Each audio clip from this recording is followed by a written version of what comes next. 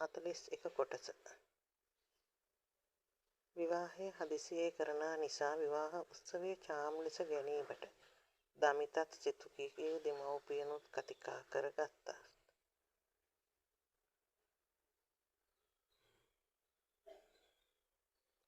ඔවුන්ගේ විවාහ චාරව්පයන් සඳහා දෙවන මනාලිය සහ මනාලියා ලෙස සෙනුකි හා සෙනුක ගැනීමට දමිත කළ යෝජනාවට සිතුකිගේ දෙමව්පියන්ද එකඟ වූයේ එයින්ද වියදම් පිරිමසා ගත හැකි බැවිනි.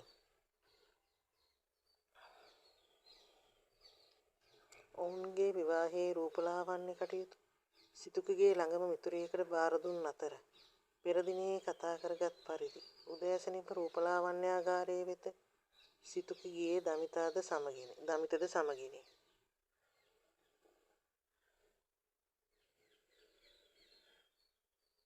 මංගලචාරිය සැලොන් එකෙන් කුලියට ලබා ගන්නා අතර සිතුකි ඉතා අලස ගතියෙන් යුතුව සාරි හා ආභරණ තෝරන වැඩ කටයුතු වල නිරත වුවද දමිත නම් ඉතා ඕනෑකමින් උද්යෝගයෙන් ඒ සඳහා සහාය ලබා දුන්නා.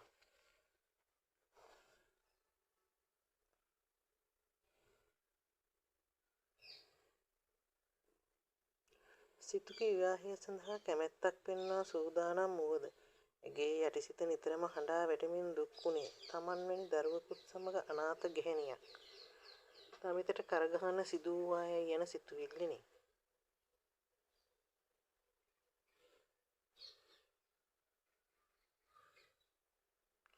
සිතුකි ඕනෑවට එපාවට සාරි තෝරනවා දුටු සැලොන් එකේ හිමිකාරිය වූ සිතුකිගේ යෙහෙළිය දිනාරාට මේ විවාහය පිළිබඳව සැකයක් පැන නැගුණි. සිතු මම දැන් වෙලාවක ඉඳලා බලන් හිටියේ. උඹේ හැසිරීම දිහා. මොකෝ උඹේ අකමැත්තෙන්ද මේ මගුල කරන්නේ? දමිත චුට්ටක් එහෙම වෙනකන් ඉඳලා දිනාර සිතුකිගෙන් ඇහුවේ මෙතෙක් වේලා ඇගේ සිතේ නලියපු ප්‍රශ්නය. නෑ බං පිස්සුද? එහෙම එකක් නෑ.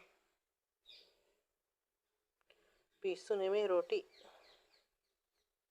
උඹ දිහා බලන ඕන කෙනෙකුට තේරෙනවා උඹ ඉන්නේ මේ වෙන දේවල් ගැන කැමැත්තකින්වත් සතුටකින්වත් නෙමෙයි කියලා. මගුලකට නෙවෙයි අවමගුලකට ලෑස්ති වෙනවා වගේ. මූණක් නේ උඹට තියෙන්නේ. මට ඇත්ත කියපන් මේ මිනිහා උඹව බය කරලා නේද මේ මැරේජ් එකට කැමති කරවගත්තේ?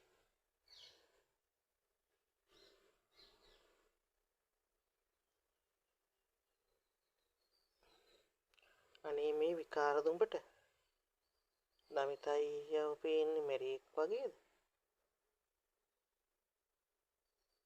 මේ ඌව පේන්නේ නම් අහිංසක හැන්ඩියෙක් වගේ තමා. ඒ වුණාට ඔය ගොඩක් මිනිස්සුන්ව බාහිර පෙනුමින් ජජ් කරන්න අමාරුයිනේ. මිනිස්සු වැඩි හරියක් ඉන්නේ වෙස් මුහුණු දාගෙන. ඒකයි මං එහෙම කිව්වේ.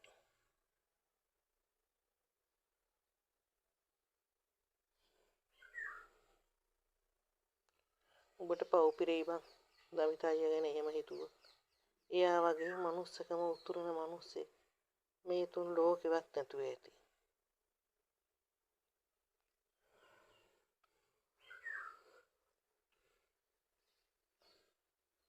අප්පට සිරි. ඒකත් එහෙමද?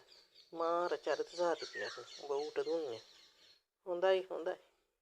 බොලාට ඔච්චරම විශ්වාස නම් අපිට කාරි නෑ ඉතින්.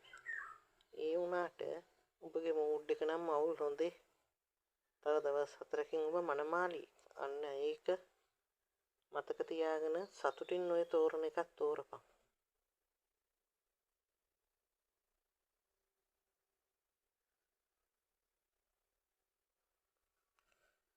සිතුකිගේ කනක් ලාවට මිරිකමින් දිනාරා පැවසුවා.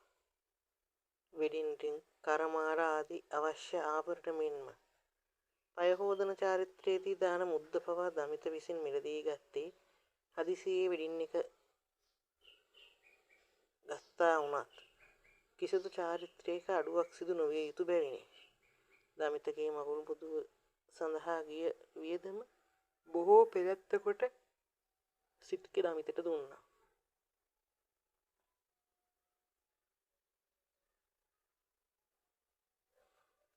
ඔයාගේ සල්ලි මගේ සල්ලි කියලා දෙයක් නැහැ සිතුනංගා. ඉස්සරහට අපි දෙන්නගෙම එක්කෙනෙක්. ඒ ඔය හින්දා ඔය සල්ලි ඔයා තියාගන්න. අනේ එහෙම හරි නෑනේ දමිතා අයියා. දැන් කොහොමද හරි නැත්තේ? නෑ ඉතින් හරියටම මමයි මේ හැම වියදමක්ම කරන්න ඕනේ. ඒ මොකෝ ඔයා තනියමද කසාද බඳින්නේ?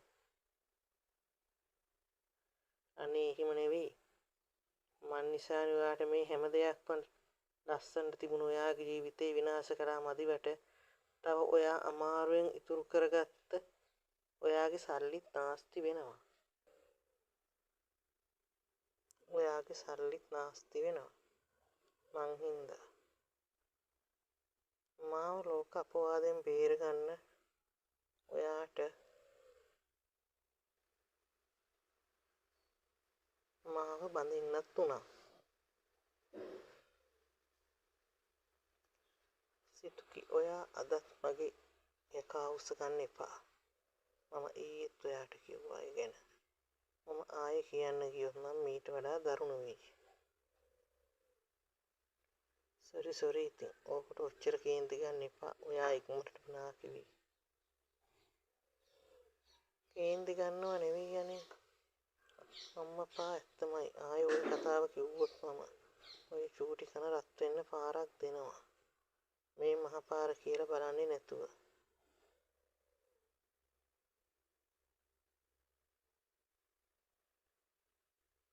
හරි මම ආයේ මුකුත් කියන්නේ නෑ. ඒත් මේ අහන්නකෝ. මගේ අයියේ චූටි ඉතිරි ටික කියා ගන්න හම්බුනේ නෑ. දමිත කිටි ඇයව තම සිරුරටම තෙරපා ගත්තේ ඔහුගේ දකුණු අත ඇගේ බඳ වටා දමමිනි.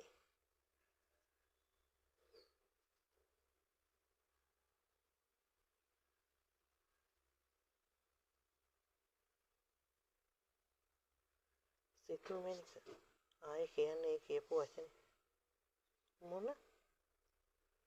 අර දැන් කිව්වේ මං කාගේ කවුද කියලා.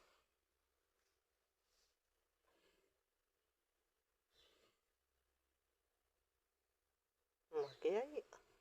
ඇත්තටමද මෙනික එහෙම කිව්වේ? ඔයාට දැනෙනවද මම ඔයාගේ කියලා?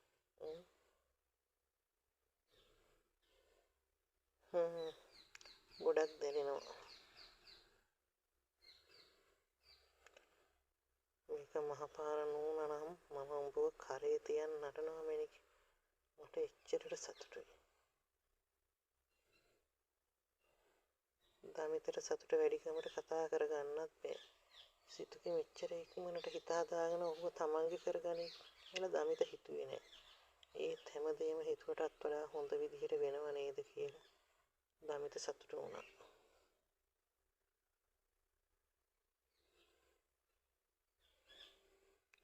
වෙඩින් එක වෙනුවෙන් කළ යුතු බොහෝ වැඩ කොටසක් එදින වරුවෙන්ම කරගත් දමිත සිතුකිව නිවසට ඇරලා ආපසු පිටත් වූයේ තම නිවසට යාමටයි.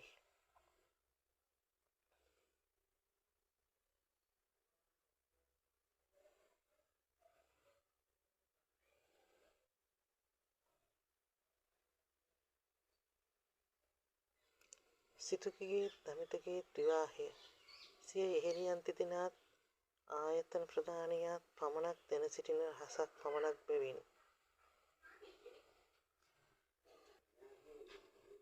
කාර්යාලය තුළදී ඔවුන් මේ පිළිබඳව කතා නොකිරීමට බොහෝ පරිස්සම් විය. බෝඩිමේදී වුවද තත්ත්වය එසේමය.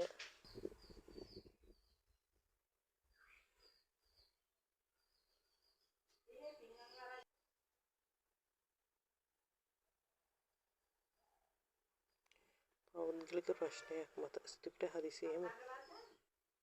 හදිසියේම රැකියාවෙන් ඉවත් වීමට සිදුවන බව පවසමින් ඇය කාර්යාලයට ලිපියක් ලබා දුන් නමුත් HR එකෙන් හා ආයතන කළමනාකරු විසින් එය ප්‍රතික්ෂේප කරන ලද්දේ යමකු සේවයෙන් ඉවත් වන්නේ නම් මාසයකට පෙරදීවත් කාර්යාලය දැනුවත් කර යුතු බව සඳහන් කරමිනි.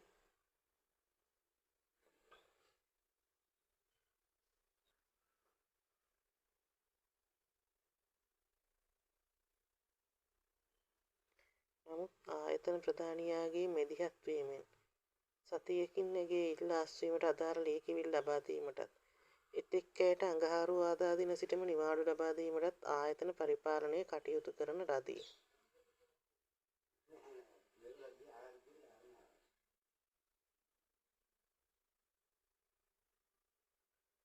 අපෝ ඔයින් ගියා මද නිතිනි කිව්වේ සිතුකිගේ අස්වීම හා නිවාඩුව අනුමත වීමෙන් පසුවය. මම බයේ හිටියේ එච්.ආර්. එකෙන් උදේ කියපු විදිහට මට අස්වීම නොදෙයි කියලා. ඒකනේ මං එදාම කිව්වේ මේ විස්තර ලොකු සර් දැනගෙන ඉන්න එක හොඳයි කියලා. හරි හරි කොල්ලා නුවණක්කාරයා කියලා අපි දන්නවනේ.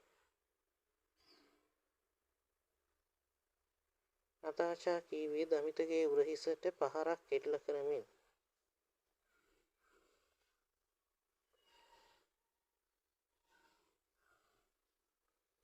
ඒ නතාෂා උඹ තහනම් වැඩ කරන්න එපා. උඹ දමිතව අත ගානවා දැක්ක සමහරුන්ගේ මූණවත් බලන්න එපා ලස්සන. අබ දැම්මත් පුපුරන ගාන සයිස්.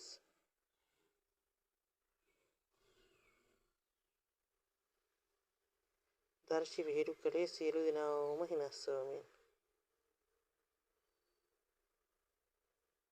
දමිත එදිනම හවස හදිසි පෞද්ගලික උවමනාවක් හේතුවෙන් යයි පවසා සතියක නිවාඩුවක් ලබා ගත්තේ බදාදා දින ෂනාල්ගේ විවාහ මංගල්‍යයට සහභාගී වන බව පවසමිනි.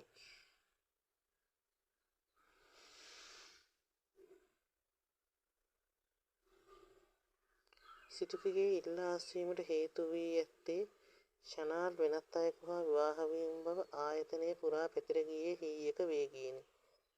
එය කනවැකුම් දමිත නිතිනි නතාෂා හා දාශී මෙන්ම සිතුකිද හැසිරුණේ එය සත්‍යයක් බව හඟවමිනි. ඒ ඔවුන්ගේ ඉදිරි කටයුතු තවත් රහසිගතව කර ගැනීමට එය පිටුවහලක් වන බැවිනි. ස්තුතියි.